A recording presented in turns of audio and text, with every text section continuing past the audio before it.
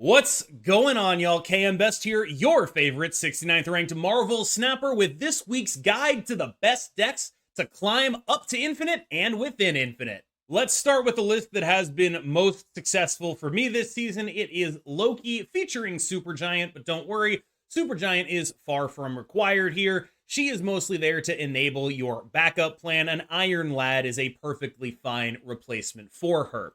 The way this deck works was actually given to me by a friend of mine named Abe, who is a high elo player, been messing around with Supergiant in Loki as a way of enabling your Alioth game plan. So the way this works is you play Supergiant on 4 while having priority, you play a Devil Dinosaur, and then you play an Alioth, and that pretty much wins you the game because that Devil Dinosaur is unapproachably large and because Alioth is Alioth.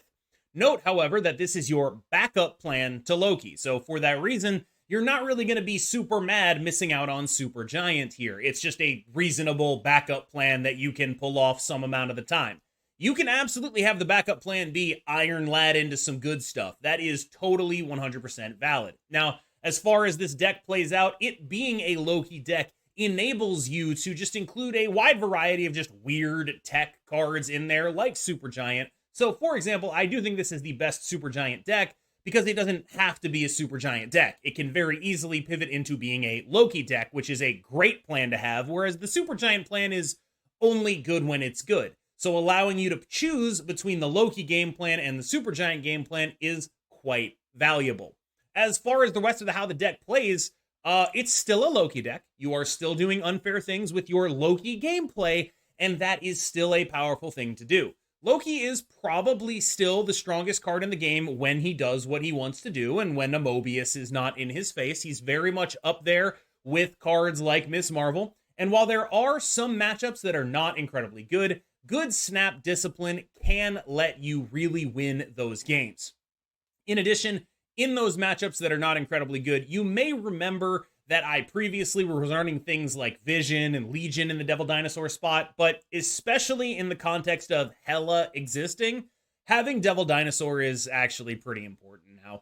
You need the ability to go really, really tall and actually genuinely contest these lanes. A lot of the way I approach Hela matchups is like, let's say they have 2 cards discarded. My job is to make all of my lanes bigger than one of those cards, or maybe make 2 of my lanes bigger than one of those cards and then calculate the odds from there. Having an actual big guy in the deck is important now with the rise of Hela. So let's talk about Hela. This is the Hela list that has the highest win rate on Untapped in Post-Infinite and one of the highest play rates in the game. So whether or not you want to talk about Hela, if you are going to try to climb in Marvel Snap, you need to talk about Hela. This is the most played list. The second most played list is the one that Husky already detailed on my channel. You can find that link in the description.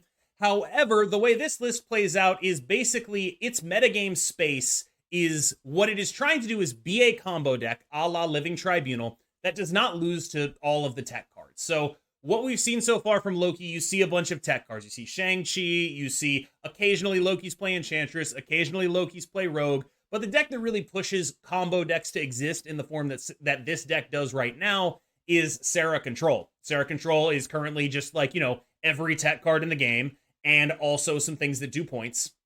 And because every tech card in the game is very good at answering most other combo decks, Living Tribunal gets obliterated, Destroy gets obliterated, things of that nature, the only combo deck that you can play into Sera is Hela.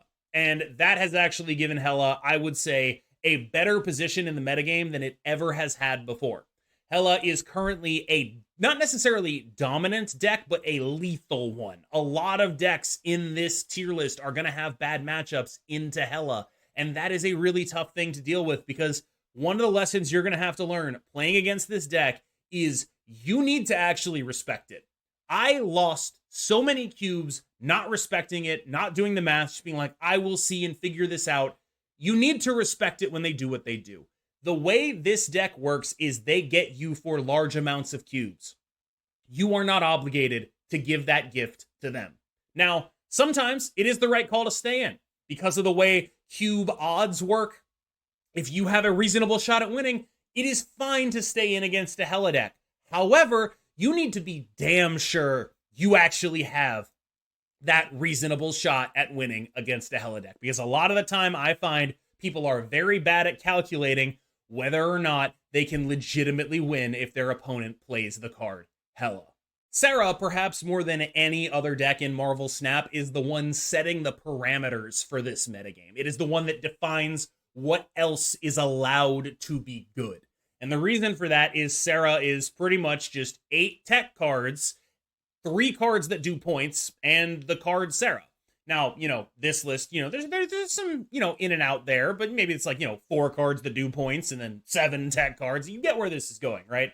This deck just plays all the cards that beat specific matchups, and then when it doesn't need those cards in those specific matchups, well, it has the best 2-drop, Maximus, the best 3-drop in Gladiator, and the best 4-drop in Miss Marvel. And I think this is an important thing to highlight, is that all 3 of those cards are more than 2 times better than the vanilla stat line, or I should say, as good as or more than the vanilla stat line. Maximus as a 2/6 is twice as good as a 2/3. Gladiator as a 3/8 is twice as good as a 3/4. And Miss Marvel at a 4/14 is more than twice as good as a 4/6. And because of this fundamental imbalance where their cards are simply bigger than yours, combined with the fact that they get to play them for free, not necessarily free, for cheaper off of Sera, off of Zabu, is really what keeps this deck running. It can afford to be a deck that runs all tech cards because of the power of those 3 cards specifically. Maximus,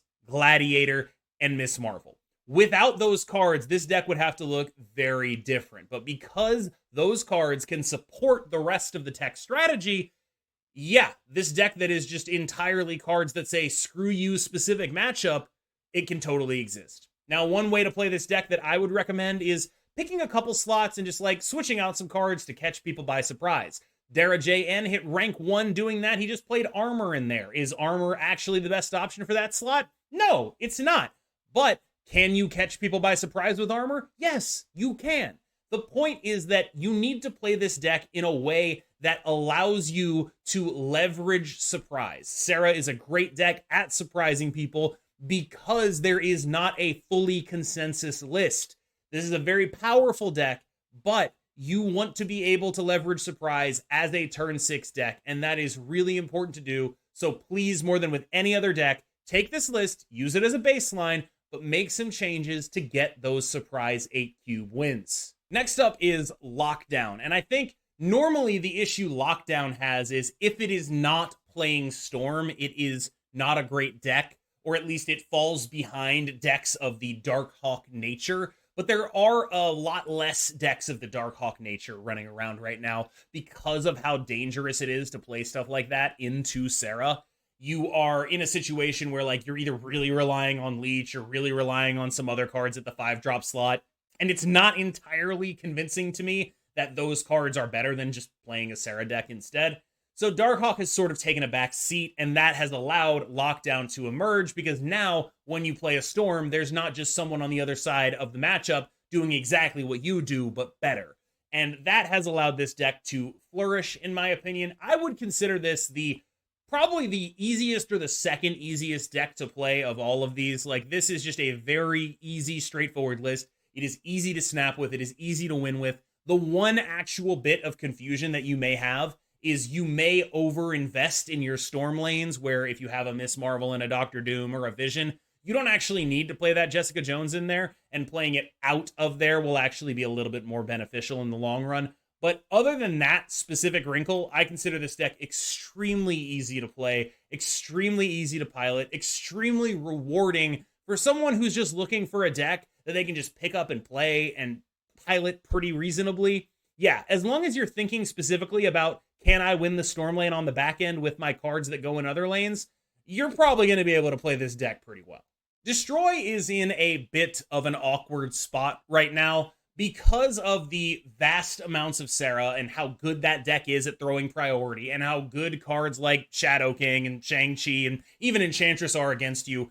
This deck's in a bit of a tough spot. In addition, it has even more weakness to Sera. Mobius actually shuts down the death. So there is definitely a very awkward matchup in the metagame for Destroy right now. In addition, I would not consider Loki a particularly favorable matchup, although Loki does have to, get lucky off the Loki, play it for a lot of value, get like a null and a death. Like, obviously, yeah, that can happen and it can be good. Right now, I do think that Destroy is best served investing heavily into Deadpools with Hulkbuster, playing for the nut draw. And the reason I think that is because I want this deck to have as good of a Hela matchup as possible. And if you are not playing for the nut draw with your Deadpool scaling as high as it possibly can, you are going to lose to Hela, and that is just one too many bad matchups, basically. Like, at that point, I would be starting to say things like, don't play this deck. But as is, you can keep up when you have your good draws, which is kind of the same as them. Like, Hela only really works when it has its good draws. And while I do think you have a poor matchup into Sera, because so many of their tech cards are live against you, a lot of Sera decks are no longer playing Ghost, which means if you can figure out a way to throw priority, you actually can beat them. When they were playing Ghost, it was just like, it was a very difficult matchup to win. Let me put it that way, because their Killmonger would always kill your Deadpool on the final turn of the game. It was much harder. As is, now you can try to throw priority. You have a line there. You can try to get a big Deadpool. You have a line against Hela. You can hope the Loki player doesn't get all your good cards. You have a line against Loki. And that's enough to keep this deck on the tier list. I think She-Naut is pretty damn good right now, actually. She-Naut is a very solid Leech deck, and I think if you're looking again for an easy deck, this is the only deck that's in competition with Lockdown for, like, you are a toddler, but you still want to rank up in Marvel Snap. This is a phenomenal deck for you if you are willing to, like, be like, I have some shortcomings as a player, I'm just going to play the easiest possible deck. Boom. Right here. This is it. Your game plan is so on rails. Everyone knows what you're doing. Your opponents know what you're doing. You know what you're doing. Anyone watching the game probably knows what you're doing. This is the deck that is like the most on rails and therefore the easiest deck to play probably in the entire game. The only thing you ever have to think about is, what if my magic gets rug pulled and what if my points aren't enough? That's it. Those are the only things you really have to consider when you play this deck. Another thing you can do, by the way, you'll notice that this deck is playing Chimera, this deck is playing Shocker. You don't have to. You can include cards like Armor because you are a deck that gets that defensively and offensively. So for example, if you are seeing a very large amount of something along the lines of Destroy, you should feel free to make that replacement because using it both defensively and offensively can be very good. Personally, I do prefer Chimera. I think Chimera is probably a better choice in the long run and better for treating this deck like the sort of dumb deck that it is, where you don't actually have to think about anything. You don't have to think like, oh, well, I have to put my ones in this lane or look like Killmonger. You don't have to think about that with Chimera. Chimera just makes it happen. So this is probably a very solid recommendation for anyone who's like, damn, I don't know what to play right now. I just want to play something that's easy and straightforward. This deck is easy, straightforward, and Leech is extremely well positioned right now. We've talked a lot about how Sera decks don't necessarily fold to Leech as much as they used to because you get like, Gladiator, Maximus, things of that nature that are pretty solid once they get leeched, but it's still a pretty good card in that matchup, especially if you are protecting something big. You have Destroy decks, which if they're building up a Deadpool, do not get hosed by Leech, but if they're doing things that are not Deadpool, Null sucks, Death is unplayable, things of that nature. And of course, you have your Leech target in Hela, where if you can turn off the card Hela, that's very good.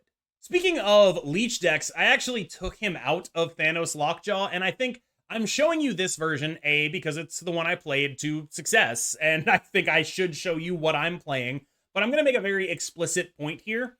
Black Swan and Loki are flex slots. That can be pick any two of Leech, Blue Marvel, Psylocke, Wave, whatever you want. That can be in those spots. Those are just stuff I was trying in the deck. I had success with it? Yeah, of course I did. It's Thanos. I don't think it matters what cards you play in that spot too particularly. One thing that I am interested in, though, is I was more impressed with Black Swan here than I really ever thought I would be. Black Swan enables you to do these, like, play big guy and also play stone plays that I think Wave instead of the Loki would make a lot of sense and enable those as well. But having a Lockjaw on the board, having a stone on the board, the thing that Black Swan lets you do is a lot of the time in your bad games, you will like draw a Mind Stone late that you can't use. And it's like turn 5 and you're just sitting there looking at this Mind Stone and you're like, well, I can't play that. With Black Swan, you can, and that also is what Wave lets you do. Like I've found that when you play Wave, obviously she's not in this list, but she goes in and out, right? When you play Wave, you mostly play her on 4, so you can go Stone plus 4-drop Guy into like the Stone goes into the Lockjaw, the 4-drop goes elsewhere. Like that's kind of how this tends to play out. And so I'm a little bit more impressed with Black Swan enabling those types of plays than I otherwise would be, or than I thought I would be, I should say. As far as Loki, yeah, no, I'm literally just screwing around there. Like, you do not have to run Loki. Do not take this as gospel. Just put Wave in. It's fine. Anni Bounce is a solid deck, but I think it has fairly poor matchups into a lot of the best things on this tier list. So, for example, right, like, you are in a bunch of weird spots with this deck pretty often. Loki getting your Annihilus really sucks. Hela tends to go a little bit bigger than you can with the way this list plays out. When I play this list, it feels like it's middling a little bit. It's halfway between a points deck and a Sera deck where it's just all this tech, and I don't know if the right thing to do in this metagame is to middle. I also think that the Beast nerf was a really big hit to this list specifically, like a really big hit. This deck needed Beast to enable those cards to cost 0 on the final turn of the game and also on turn 5. And now there's just so much competition for the turn 4-5 plays that you want to be making that you lost a ton of flexibility in this list.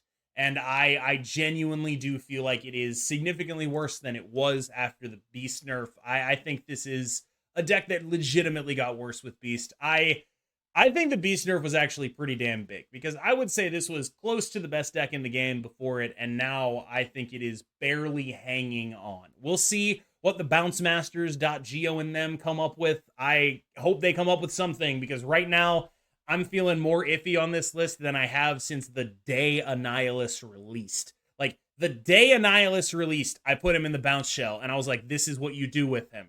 And that has been true until right now. I don't know if it's true anymore. As an example of other things you can do with Annihilus, there is this Dark Hawk list, which I think is actually fairly solid, but the main issue I have when I play this deck is I do not have a second way to get rid of my bad stuff. I don't have a second way to get rid of my bad stuff, so this deck is like a deck that, when it works, is so unbelievably good. When this deck works and you are able to use Annihilus on turn 5 to get ahead in multiple lanes, slam an Goliath, GG, it honestly plays a lot like the Lockdown deck with Storm that we talked about earlier. However, when you do not draw the card Annihilus, a lot of the cards in this deck turn bad. Like Sentry and Hood turn into like absolute unplayables, and that puts you, as the guy piloting it, in a very awkward position, because you have to be like, okay, is the only way I win this game playing as if I'm going to draw Annihilus and then taking the 2 out of 6 to actually do it? Like, that comes up a lot. And I think that, like, that is a very tough situation to put yourself in, even if it is the right play. This is a deck that has a lot of those, like, you have to really guess at your own probabilities of winning the game very early and then make those decisions that have ramifications that basically decide the entire game a little bit before most people are able to figure out how favored they are in the matchup. So I think this is a reasonable deck that you can play, but I am very suspicious, at least after I played it, of just how few ways we have to get rid of our negative power guys. The more traditional Hawk list is this one, and it is a deck that I think is just not doing what I need it to do right now. And what I mean by that is, this is a metagame that should be amazing for Leech. It should be the best Leech metagame we've ever had. Hela is everywhere. Sera is everywhere. Leech should be good into those cards, and it just isn't. It just isn't. It's just not good enough. It's a 5-3. This is the exact situation where Leech should be the release valve, and here is your typical curve out into Leech deck, and it just doesn't do it. This deck falls apart so hard if you have anything missing in the early game. If you perfect curve out, this deck is phenomenal. But if you miss like turn 1, turn 2, which happens a lot, you are just gonna die. This is a deck that I almost would compare to Thanos in terms of just how important the early game is, where it's just like, oh my god. And because this deck is strong, what'll happen is you'll stick in these games. You'll be like, oh, okay, well, I didn't have a turn 1 or a turn 2 play, but I started getting good stuff later. I'm close. I'm in this game. And then you'll lose more cubes. That is the hardest thing about playing this deck to me, is maintaining the discipline to leave those games where you miss your early game, but you're still kind of close into it. And like, no, stop it. You will cost yourself cubes with that. Leech cannot play from behind. And this deck, its early game is so sporadic that Leech often ends up playing from behind. And this is the exact metagame where it should be good, but the Dark Hawk early game is so mid now that it kind of just isn't. All right, y'all. I hope you enjoyed that video as much as I enjoyed making it. Honestly, that was kind of a blast to record. I feel like I just like went in the booth and just like spit fire for like 20 minutes. I'm pretty proud of that one. I feel like I was on one. I'm not going to lie. I feel like I was on one for that one. Let me know in the comments if you agree. Thank you so much for making it this far in the video. As always, I've been KMBest. You've been KM slightly worse than that. I will see you in the next one. By the way, let me know, because I did that in another video after someone suggested I make that joke, and people were like, that came off too sincere, you shouldn't do it. Did that one also come off sincere? Let me know.